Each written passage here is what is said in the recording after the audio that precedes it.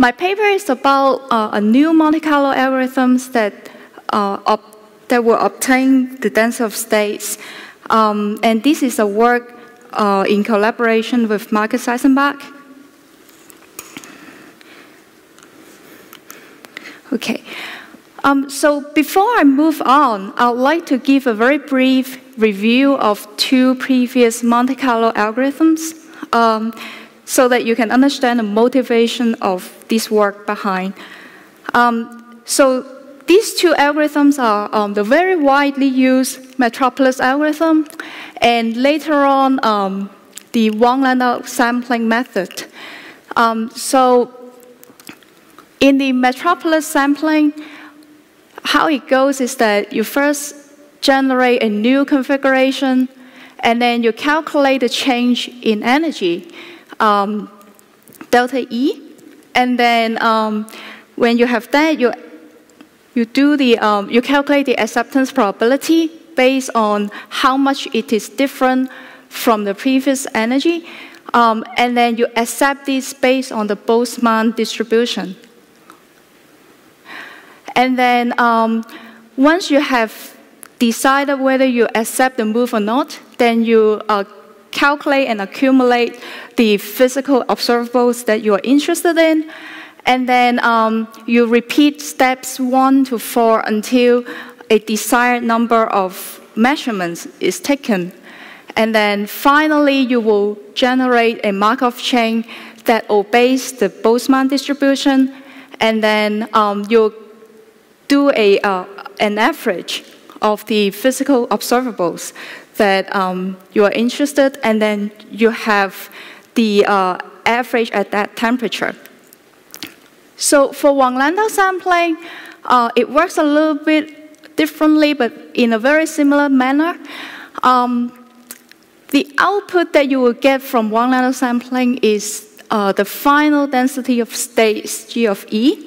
And the reason of doing this is that from this density of states, we can easily calculate the Boltzmann distribution from it. And what you see here is that it doesn't depend on temperature, where the Boltzmann distribution depends on temperature. So in essence, you can do one Wang-Landau sampling to replace a lot of Metropolis sampling at different temperatures. So how it goes is like this. You start from a histogram H of E, and then the density of states G of E, and then we also have a modification factor F. And then initially you set the histogram entries to 0. You have an initial guess of the density of state of 1 that basically means that you don't have energy, you don't have the energy degeneracy. And then you start from a modification factor which is greater than 1, and here we start from the exponential value. And then, like in Metropolis, you generate a trial configuration, and then you decide whether you accept it or not. And here, what is different from the Metropolis sampling is that you accept a state which is based on the instantaneous guess of your density of state. And it is inversely proportional to the density of state at the new energy. And then if you choose to accept this move, then you set the energy to be E new. And then if you choose to reject the move, then you choose the energy to be E old. And then you use this energy to update the instantaneous guess of your density of states with the modification factor. And then you update the histogram so that you keep track of how many visits one energy has been visited. So you repeat steps number 2 and 3 until we obtain a flat histogram. That means we basically have a flat sampling, a uniform sampling in your energy space. And then at this step, then you reset the histogram, and then you reduce the modification factor. And then you repeat this procedure until a predefined value is reached. And this value will be very close to 1. And that means your density of state basically has converged. So with that in mind, I hope you now see the motivation of having a new algorithm better. From the metropolis sampling, the bad thing is that you have to repeat the simulation at different temperature. But the good thing is that you get your average basically based on the energy and the physical observables you store. So you don't really lose any accuracy here. But with Wang-Landau sampling, we store all this energy and we group this into bins. And here we have to discretize the energy. So here you kind of lose a little bit of the accuracy if you have a continuous energy space. So the first motivation for us is that how do we do a multi-canonical sampling, but we want to have the advantage of the metropolis sampling that we don't lose any precision here in the energy space. So in short, is it possible to avoid binning in multi-canonical sampling? And another motivation which is also related is that if we already know from theory that a dense of state should obey a certain properties, and we know how to write this down mathematically, how do we obtain the coefficients directly from the simulation and instead of getting the dense of state as a numerical array? So this is the first motivation that we have been thinking about.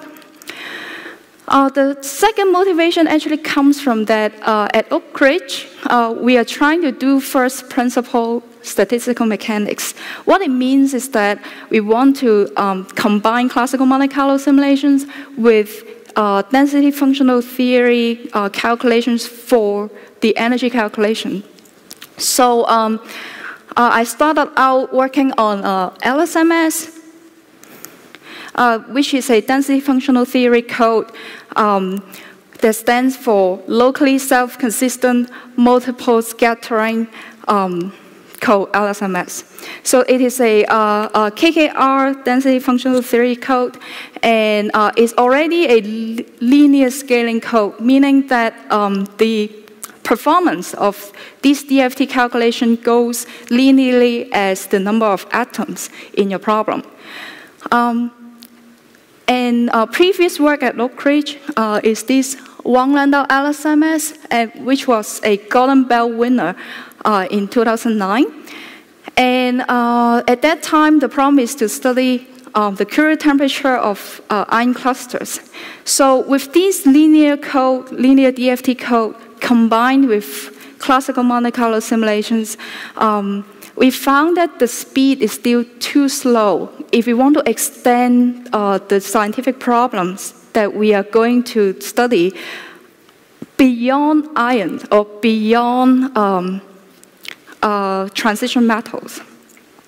So that the problem is this: even it is a linear scaling code, we have already used all the parallelization techniques we can in the DFT code.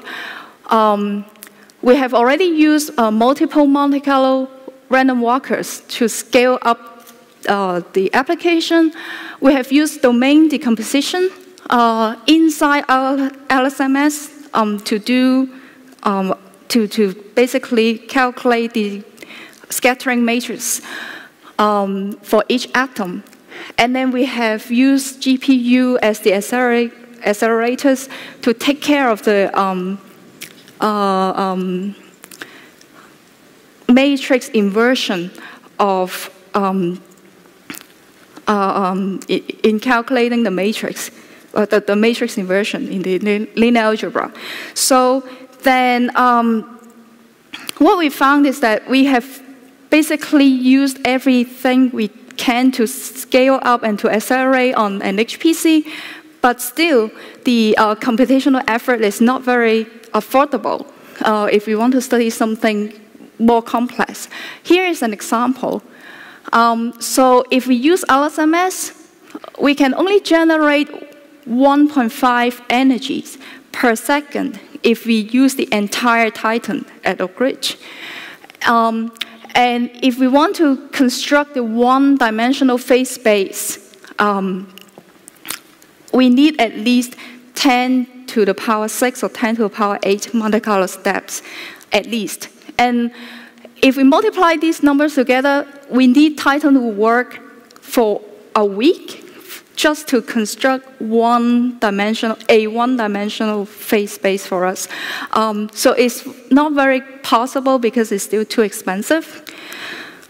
So that's why we go back and ask the question how we can really systematically reduce the number of Monte Carlo steps in a Monte Carlo simulation, because ultimately this is the most time-consuming part. So here is my new algorithm. I will just give it a brief overview, and I will go into the steps and the rationale behind in details. So it is very similar to Wang-Landau sampling in that it's also an iterative procedure, but here are the differences. We start from assuming an analytical form of the dense of states. And here we even take the log because it's easier to work with. So we assume that it can be expressed in terms of a chosen basis set and with GI as the coefficients. And then we also need a correction expression to correct the instantaneous guess of the dense of state later on. And this is just very similar to the modification factor in Wang-Landau sampling. So here we also express this in terms of the same basis set, but we have CIs as the coefficients. So these CIs and these GIs, these coefficients, will be found during the iteration, during the simulation. So we start from the initial guess of GE equals 1, that means there is no energy degeneracy. And then we generate a series of K energies as a data set.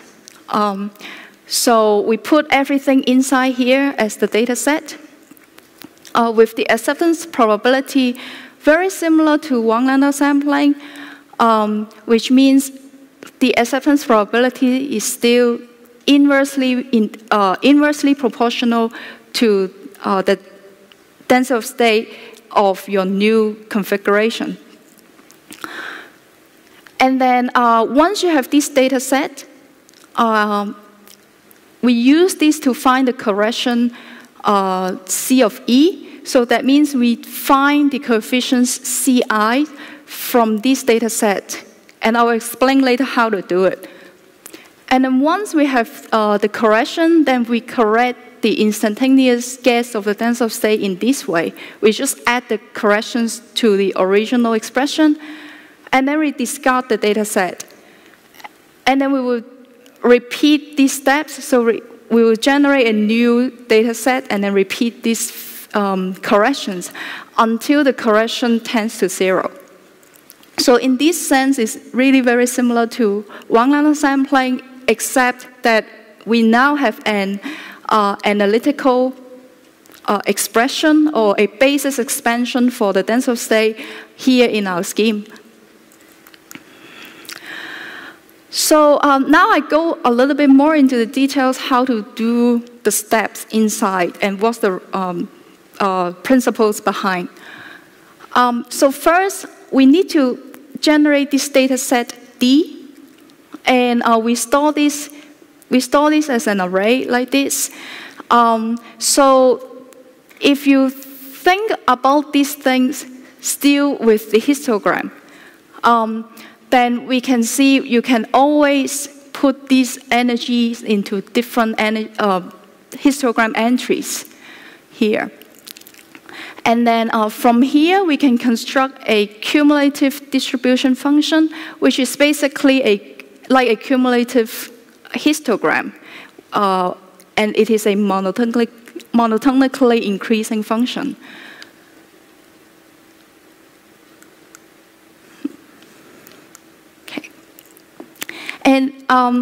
we know that for multi-canonical sampling, if we want to obtain a flat histogram, that means we want to have uniform sampling of the energy space. So in the CDF language, that means we want to obtain a straight line here, and this represents the flat histogram as well. So with this in mind, then we now can compare how our data, how well our data distribute, and how much it is different from the ideal sampling. So to do this, then we construct the thing called remainder, R of E, which basically signifies how much it deviates from your ideal sampling. And then if we decompose this CDF into a straight line and a remainder, then you can simply write the CDF in terms of this. We will use this equation later. So the next thing is to find the corrections from the data set. So how to do this is this. We know that the remainder is the deviation from the empirical CDF. And then, so you see this equation just in the last slide.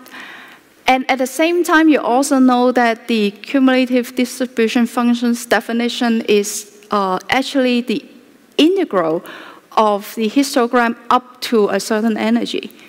So this is the definition of the CDF. And so if we compare these two equations and then take the derivatives, we will recover the histogram.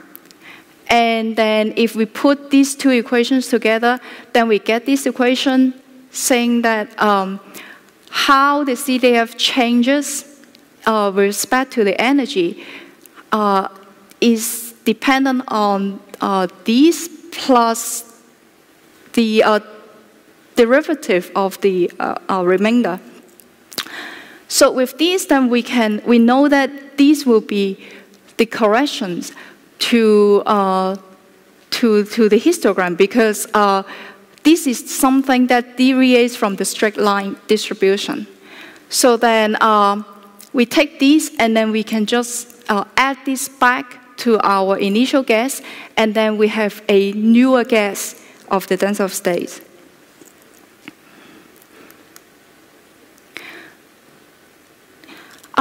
So the next question then is that, okay, so we know that from the remainder we can construct the correction, but how to construct the remainder itself? Then here we express the remainder as also a linear combination of another basis set, but this basis set is not the same as the basis set that we use to express the tensor of state and the correction. Because from the last slide, you see that actually the correction has an expression. It has a basis set, and then the remainder has a basis set, but you know there is a derivative relationship here. So we know that actually this basis set has to be the derivative of the basis set that we use for the tensor of state and the corrections.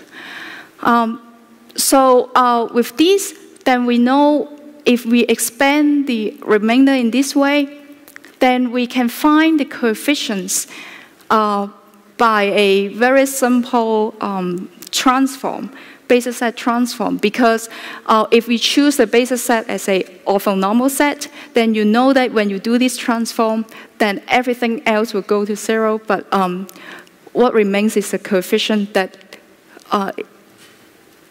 is the same as this coefficient in your expression. So with this, then we can find, lastly, how many terms we need in this expression. What we do is just iteratively adding the terms. We start from 0, so we start from a straight line with no corrections, and then we do a statistical test to see the probability P that the empirical remainders comes from the initial guess of the R of E. So if the statistical test is not good enough, then we add one more term to the remainder, and then we repeat the test. And we do that until the statistical test is good enough, say it reaches 0.5. So usually this kind of statistical tests give you a value between 0 and 1, where 1 means that your distribution is 100% coming from your underlying or your testing function. But we pick 0.5 because if we pick a larger number, there will be a high risk of overfitting the results. So we apply this to a test case, which is numerical integration by Wang-Landau sampling. I have to say that this is not the standard way of doing numerical integration, but we do this as a test because this is a very good model to test our algorithm. And this is the good thing is that we can analyze our results because we can compare our results because there is an exact answer to compare with. So I will skip all these details here, but what I want to mention is that we use sign to fit our remainder and a cosine series to fit the coefficients of the correction and the density of states. And you see that it actually goes quite well even in the first few iterations. And the rest is just repeating what we are doing. So we basically get to the correct value in quite an early stage. So the more important results from multi-canonical sampling method is that how the density of state looks like. So here is the comparison. The red curve comes from Wang-Landau sampling, and the black curve comes from our scheme here. And you see that our scheme is much smoother than the one we got from Wang-Landau sampling, although it still has some wrinkles here because of the basis set that we have chosen. So one thing to mention is that with our scheme, we only need about 10 to the power 5 Monte Carlo steps, where with Wang-Landau sampling, we need 10 to the power 6 Monte Carlo steps. So here we save nearly 10 times of the Monte Carlo steps. And this is very important if we want to measure the energy with a very expensive way, like the density functional theory. Okay. So we also have a small modification to improve the scheme, but this is already a little bit of a details. So basically, if we use a smaller correction factor, we can see the conversion much clearer to tell that here, about here, we can stop the simulation. But basically, I just make the steps much smaller and slower so that we can see the convergence here. But this is basically like a zoom in to the first few iterations that I did in the previous step. So to summarize, this is a new Monte Carlo scheme to simulate the density of states. And in addition to obtaining a numerical array, we can obtain a basis expansion for the density of states. And this scheme is also applicable if you have a different basis set in mind. You don't have to use sine or cosine series. And another very important part is that the number of Monte Carlo steps that we need is much fewer than previous multi-canonical sampling algorithms. So we are now applying this to solve real physical problems. And I hope later on you will hear about those scientific stories. Thank you very much.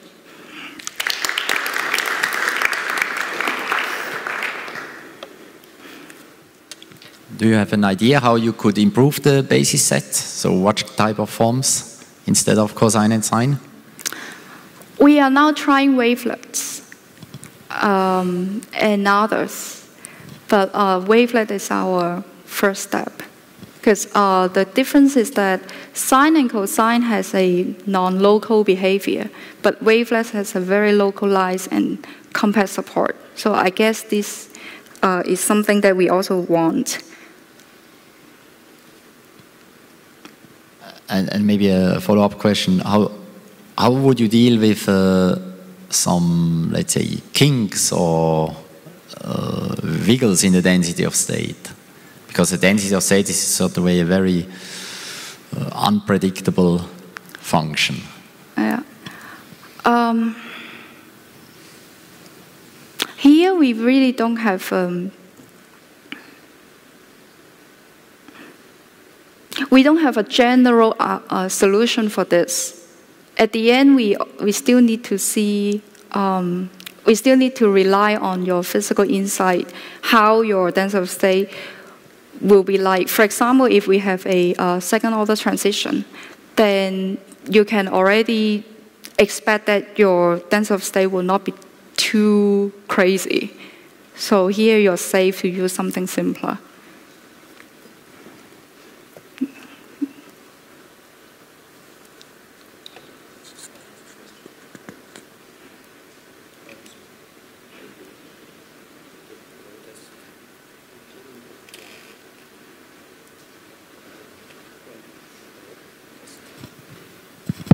So a typical situation could be that you have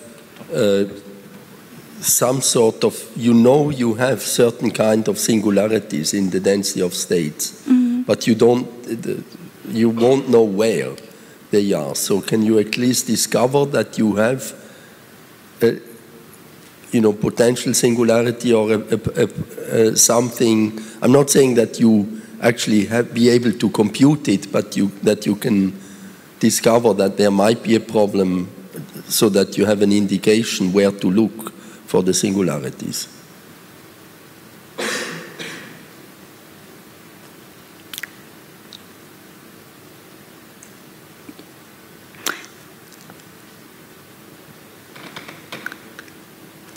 Yeah, I think here is, at the end, we need to rely on the physical insight here, because I can imagine that if we just do a naive or a plain simulation, we cannot foresee how the density of state is like. But if we have some insight that there might be some similarities in your density of state, then I think you can choose your basis set to trying to reproduce this. So I think this is very important. Okay. The physical insight is actually very important to guide what kind of basis set that we choose.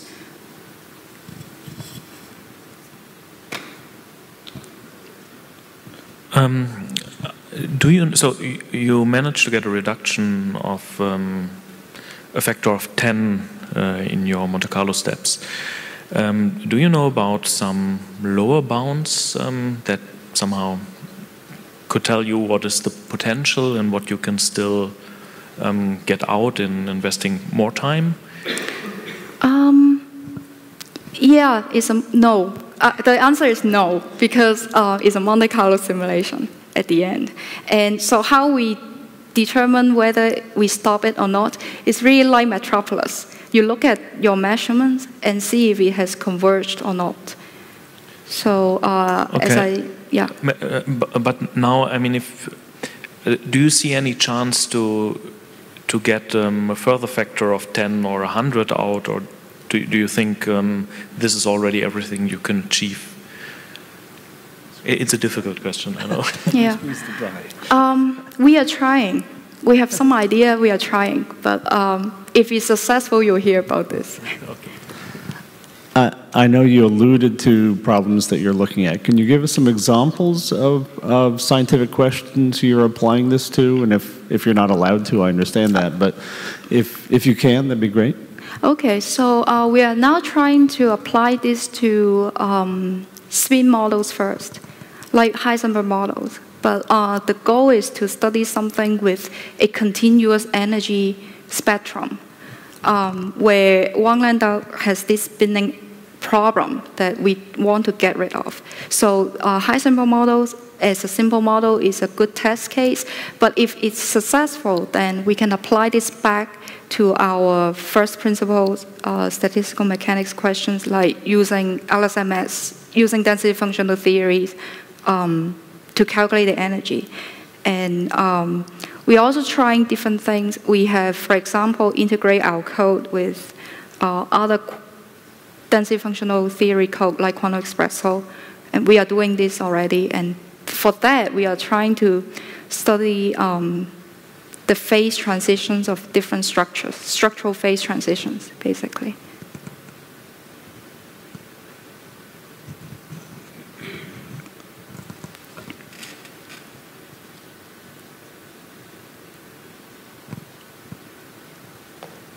Okay, if there are no further questions, why don't we thank our speakers one more time? I think it's been a really interesting session.